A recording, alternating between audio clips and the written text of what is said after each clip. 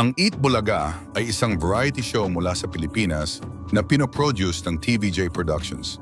Pinangungunahan ito ni Tito Soto, Vic Soto, at Joey De Leon kasama sina Chicky Holman at Richie DeHorsey noong una itong umere sa RPN Radio Philippines Network noong Hulyo 30, 1979. Umere ang programa sa nasabing istasyon hanggang 1989, simula naman 1989 hanggang 1995. Ipinalabas ito sa ABS-CBN 1995 sa ilalim bagong management ng Tape Inc. sa GMA Network at hanggang sa kasalukuyan sa TV5. Tapos igawad ng korte ang karapatan na gamitin ng TVJ Productions ang pangalang Eat Bulaga. Kasama ding mga hosts sina Alan Kay, Jose Manalo, Wally Bayola, Paulo Ballesteros, Ryan Agoncillo, Riza Mai Dizon, Maine Mendoza, Karen Aistrup, Melso Campo, at Atasha Mullah kilala bilang mga legit dabarkads. Simula February 1, 2024 ay pinapalabas ito ng live sa RPTV. Ang mga naging direktor ng Eat Bulaga ay sina Pucci Rivera, Pat Plaza, Bert De Leon hanggang 2021, Norman Ilacad hanggang 2023. Moti Apostol ngayong 24. Ang programa ay sumasahimpapawid sa buong Pilipinas sa TV5 at sa live streaming nito sa YouTube at Facebook. Mapapanood rin sa labas ng bansa via Kapatid Channel. Sa higit 40 taon nito sa ere, hawak na ng palabas ang record sa pagiging pinakamatagal na pantanghaling variety show sa kasaysayan ng telebisyon sa Pilipinas. Ang Eat Bulaga rin ang naging kauna-unahang palabas mula sa Pilipinas na nagkaroon ng ibang franchise sa ibang bansa nang magkaroon ito ng ibang franchise sa ibang bansa nang magkaroon ito ng adaptation sa Indonesia.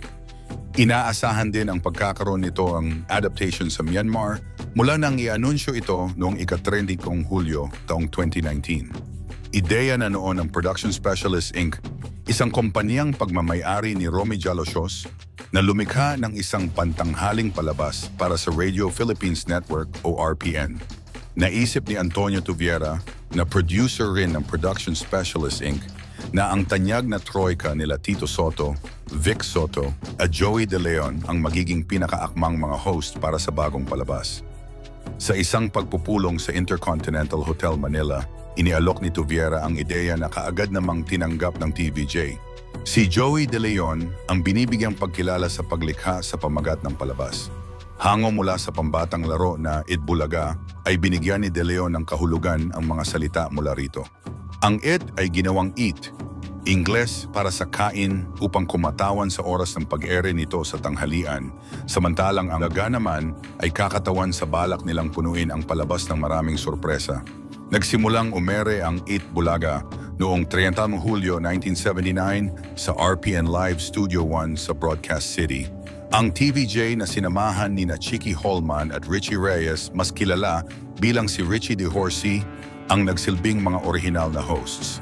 Sa simula ay mahina ang palabas at nanganib din itong makansela, hindi lamang dahil sa kompetisyon laban sa nooy #1 na palabas sa tanghali na may panagat na Student Canteen, kundi pati na rin sa kakulangan nito sa mga advertisers kahit na malaki ang ibinaba nila sa kanilang singil sa pagpapa-advertise. Dahilan nito ay hindi nakatanggap ng sweldo ang TVJ at ang mga staff unang 6 na buwan ng palabas, pati na ang mga nagpe-perform sa palabas ay hindi makatanggap ng malaking talent fee dahil dito. Upang mapanatili lang pag-ere ng palabas ay pumayag iyon ni magpalabas ng mga trailer ng mga pelikula na lubhang mas mababa ang singilan kaysa mga karaniwang commercial. Kalaunan ay unti-unti ring umakyat ang ratings ng Eat Bulaga, lalo na nang ipakilala ang segment na Mr. Macho. Sa kauna-unahang pagkakataon ay natalo ng Eat Bulaga ang Student Canteen sa labanan ng ratings. Sa panahon ding iyon, inilipat ng production specialists ang pagpoproduce ang palabas sa Tape Inc. ni Tuviera. May 18 to 1982 nang ilunsad ng RPN9 ang domestic satellite nito sa mga palabas nito sa isang espesyal na programa ng Eat Bulaga mula sa Celebrity Sports Plaza. Dikit pa ang laban sa pagitan ng dalawang programa, ngunit nang lumipat si Connie Reyes mula sa Student Canteen sa Eat Bulaga. Bilang kapalit ni Holman na lumipat naman sa Student Canteen, noong araw ding iyon ay naitatag na ang pwesto ng Eat Bulaga bilang #1 sa laban ng ratings sa tanghalian. Sa espesyal din na iyon inilunsad ang temang awit ng palabas, na madaling makikilala sa pambungad na pariralang mula Apari hanggang Yolo. Ito ay isinulat ni Vincent Dibuncio at Pancho Opus. Tuluyan nang ikinansela ng GMA7 ang student canteen noong 1986. Pumalit dito ang lunch date na pinangungunahan noon ni Orly Mercado, Rico J. Puno, Chicky Holman, and Tony Rose Gaida. Tumindi ang laban sa ratings sa pagitan ng Eat Bulaga. A lunch date nang sumali doon si Randy Santiago noong 1987. Ngunit sa parehong taon ay sumali si Aiza Seguera sa Eat Bulaga matapos maging runner-up sa segment na Little Miss Philippines. Ang kabibuhan ni Aiza, pati na ang tandem nila ni Connie, na kung minsay kasakasama si Vic, ang muling nagpakiliti sa masa kaya muli ring napasakamay ng Eat Bulaga. Ang pwestong number 1 sa isang panayam kay Joey De Leon, sinabi niya na walang kontratang nilagdaan ang TVJ sa Eat Bulaga noong sila ay inalok upang maging mga host ng palabas na nananatili magpahanggang ngayon. Kahit na matapos ang pagsamsam sa RPN9 ng pamahalaan ni Corazon Aquino, matapos ang revolution sa EDSA noong 1986, nanatili ang Eat Bulaga sa pag-ere sa nasabing network. Kahit na nagsialisan o pinagkakansela na ang ibang palabas nito. Umalis sa studio nito sa Broadcast City ang programa noong December 2, 1987 at lumipat sa Grand Ballroom ng katabing Celebrity Sports Plaza noong 3 Disyembre 1987. Subalit dumanas pa ng matinding dagok ang RPN9 matapos ang naging pagsamsam at humarap din ito sa mga kaguluhang dala ng pagpalit-palit nito ng pamunuan. Kaya naman minabuti ni Tuviera na makipag-usap sa nooy muling tatag na ABS-CBN upang ilipat na doon ang Eat Bulaga. Pagitan ng kampo ni Tony Tuviera at ng mga programming executives ng ABS-CBN ay quite sa pinal na ang paglipat ng mga palabas na pinoproduce ng Tape Inc. sa nasabing himpilang panghimpapawid. Mula sa RPN9 ay lilipat ang Agila, Connie Reyes on camera at ang Eat Bulaga. Pati na ang OK Ka, Ferry Ko Na mula sa IBC 13.